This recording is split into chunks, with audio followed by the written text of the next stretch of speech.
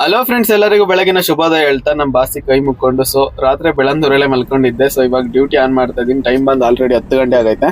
ಅಲ್ಲೇ 2 kilometre pickup ಒಂದು reservation ಬಂತು. ಪಿಕಪ್ ಮಾಡ್ಕೊಂಡು ಹೋಗ್ತಾ ರೋಡಲ್ಲಿ ಯಾವ್ದೋ ಒಂದು ಆಕ್ಸಿಡೆಂಟ್ ಆಗಿತ್ತು. ಸಣ್ಣದು ಯಾರಿಗೂ ಏನಾಗಿರ್ಲಿಲ್ಲ. ಅಲ್ಲಿಂದ ನಾವು ಡೈರೆಕ್ಟ್ ಆಗಿ ಬಂದ್ವಿ ಏರ್ಪೋರ್ಟ್ ಟೋಲ್ ಹತ್ರ ಡ್ರಾಪ್ ಆಯ್ತು. ಅಲ್ಲಿ ಡ್ರಾಪ್ ಮಾಡಿ ನಾನು ಬ್ಯಾಕ್ ಗೇಟ್ ಇಂದ ಏರ್ಪೋರ್ಟ್ ಒಳಗಡೆ ಹೋಗ್ತೇನೆ. ಇಲ್ಲಿ ಯಾವ್ದು ಡ್ಯೂಟಿ ಬರಲ್ಲ ಅಂತ. ಏರ್ಪೋರ್ಟ್ ಒಳಗಡೆ ಹೋಗೋದ್ರೊಳಗಡೆ ಫ್ಲಿಪ್ಕಾರ್ಟ್ ಇಂದ ಒಂದು ಆರ್ಡರ್ ಬಂದಿತ್ತು. ಅದನ್ನ ಪಿಕ್ ಮಾಡ್ಕೊಂಡು ಡೈರೆಕ್ಟ್ ಆಗಿ P7 ಪಾರ್ಕಿಂಗ್ ಒಳಗಡೆ ಹೋಗಿ ಎಲ್ಲರಿಗೂ ಬುದ್ಧಿ ಹೇಳ್ತಾರೆ, ತಾವೇ ಹಾಳಾಗ್ತಾರೆ.